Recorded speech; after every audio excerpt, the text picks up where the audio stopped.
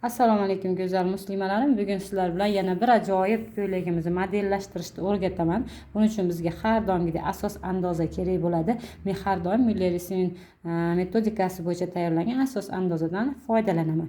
Demak, bugungi modelimiz belidan ulangan va tepasi zaxotlik, pasti ham bir tarafga o'tkazilgan adras bilan anatomniy matodan birgalikda tikilgan ko'ylagimiz.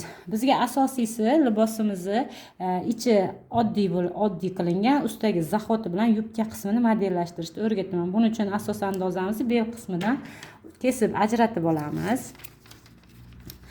Keyin bitta ma'lumot berib o'tib ketishim kerak. Bu ko'ylagimiz asimetrik shaklda, shuning uchun ikkita tarafini bo'lib olib turib chiqaramiz. Simmetrik bo'lsa ikki bukilgan holatda qilamiz, lekin biz asimetrikda alohida bichamiz. Demak, beldan yuqori qismi, ko'rta qismini ajratib oldik va zaxotlik qismini chizib olamiz. Zaxotimiz bizda hammada har xil bo'ladi. Bizning modelimizda oxirigacha borgan va mana shu oxirigacha borgan holatini chizib olamiz chiroyli qilib. Oldi bo'yin o'mizidan.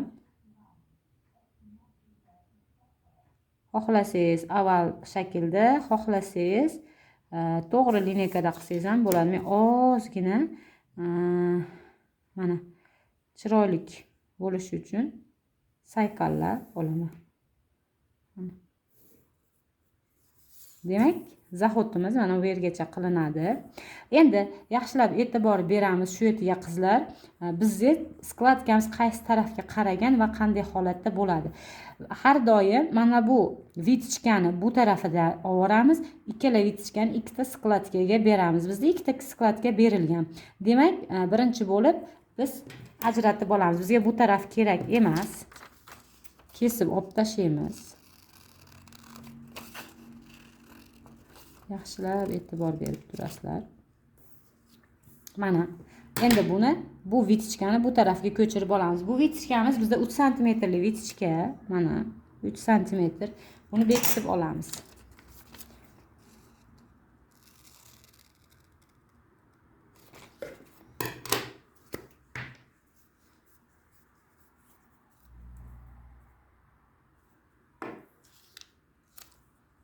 Mana bekitib oldik. Va bekitganimizdan keyin buni bu tarafidan chiqarib olamiz. Vitichka kengligimiz necha santimetr bo'lsa, xuddi shuni chiqarib tashlaymiz. Mana shunaqa holatda bizda oldida osilishlar paydo bo'lmaydi. Mana lineykada chiroyli qilib chiqarib yuboramiz. Mana shu vitichkagacha bo'lgan joyini tashlaymiz qizlar. Vitichkagacha bo'lgan holatda. Va kesamiz.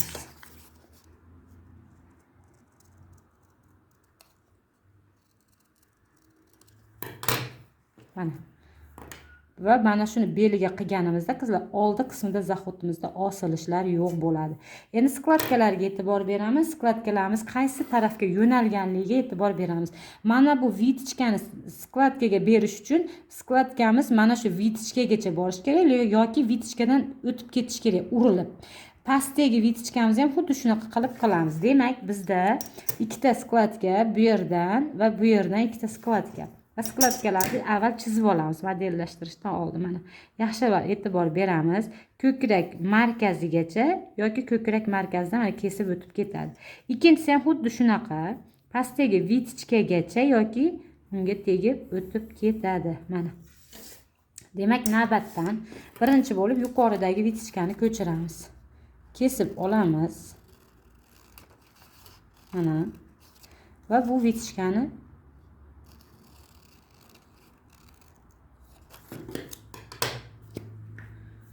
sizlarga maydalab tushuntiraman.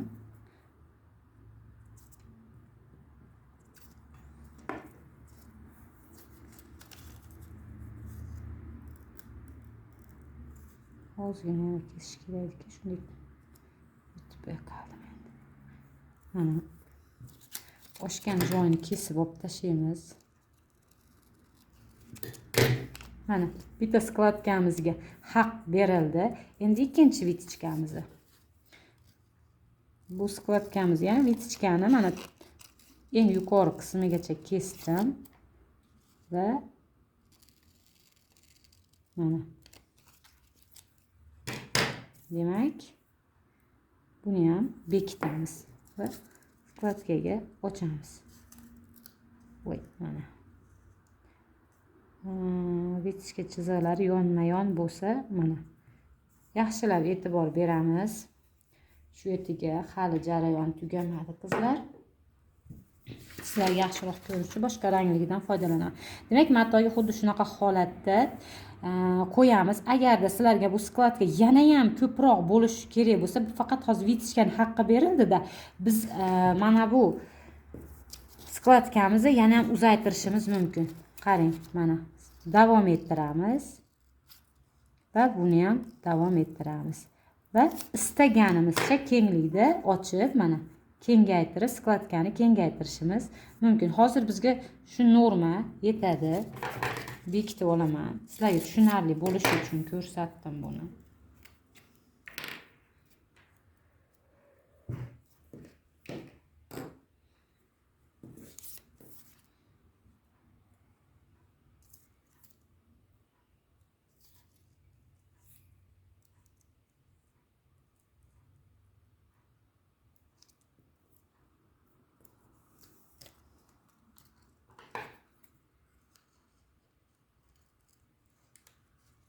Mana. Demak, bizga faqatgina ko'krak uchigacha skladka nejniroq. Bu modelimizda xuddi shu yaxshi. Va buni yopishtirib olamiz. Endi qizlar bitta narsaga e'tibor beringlar. Mana bu yerda vitichkani bekitganimiz hisobiga bu yerda ozgina chuqurlik bo'ladi. Bu hech narsa emas. Buni to'g'rilasa bo'ladi. Demak, matoga qo'yishni o'rgataman sizlarga. Mana matoga qanaqa holatda qo'yilishi. Qo'yamiz. Skladkalarni bir xilda taqsimlaymiz kengliklarini. Mana. Va mana bu yelka qismini ham shu yerda to'g'rilab o'tib ketamiz. Yelkani yeng tarafi bilan bo'ynomiz tarafini mana tutashtirib tekislab olamiz va kesamiz. Demak, yo'q, shunday.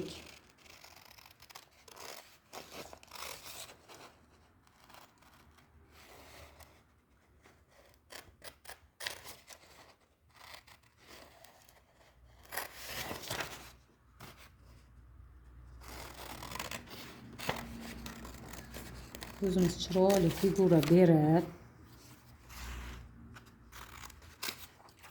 ketamiz. Vitichkalar yo'qolib ketmaydi. O'zingizdan o'zingiz to'g'ri kelgan joyga skladkani qo'yib, shunday ochib qilib ketmaysiz. Unda asos buziladi. Vitichka haqqini boshqa joylardan tortib chiqarib oladi. Shuning uchun faqat vitichka bekitamiz va vitichkani bu yoqqa ochamiz. Endi qizlar buni taxlaymiz. Har doim bichgan paytinglarda matoga albatta bu nimani belgilab qo'yinglar nastichka bilan mana. Va belgilaganinglardan keyin mana yaxshilab e'tibor beramiz. Yuqoriga qaratib taxlangan mana buni o'z holiga qaytarsak asosni mana. Bu oshiqcha ekan. Buni kesib yuboramiz. Va bunisini ham. Bu hozir qog'oz qattiqroq bo'ladi. Matodaqa yumshoq bo'lmagani uchun ozgina noqulay, lekin mana sizlarga ko'rinishini ko'rsatsam bo'ladi. Mana. Va mana. Va bu agar skladkamiz mana ko'krakni haqqini mana beryapti. Ko'rdinglarmi? Vitichkalarni ko'chirgan hisobiga mana grudda ko'krakni haqqi berilyapti. Buni ham oshiqcha joyini kesib mana olib tashlaymiz. Mana.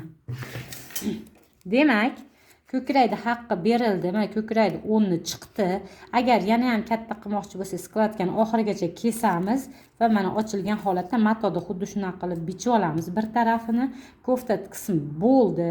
Eng original nima deydi, professional holatda mana shunaqa modellashtiramiz. Endi yubka qismiga e'tibor bersak, xo'p, yubka qismida adashmasam bu joyidan edi, menimcha qizlar, bu joyidan bu bo'ksagacha yoki bo'ksadan sal tushgan tarafigacha bunaqa holatda ekan. Adashmasam hozir rasm videoda ko'rmayapman. Va buni ham kesib olaman. Yaxshilab. Bunda ham vitichkani ko'chiramiz qizlar. Vitichkani ko'chirgan holatda bo'lsa juda ham chiroyli chiqadi. Xuddi yuqoridagiga o'xshatib mana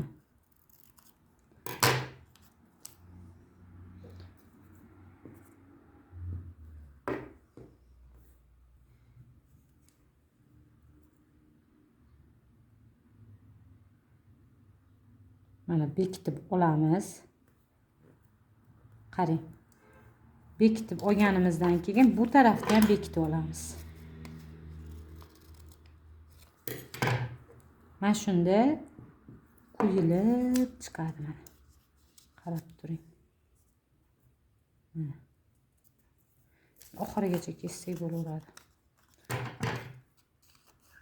Mana bu joyda ish hosil bo'lmasligi uchun.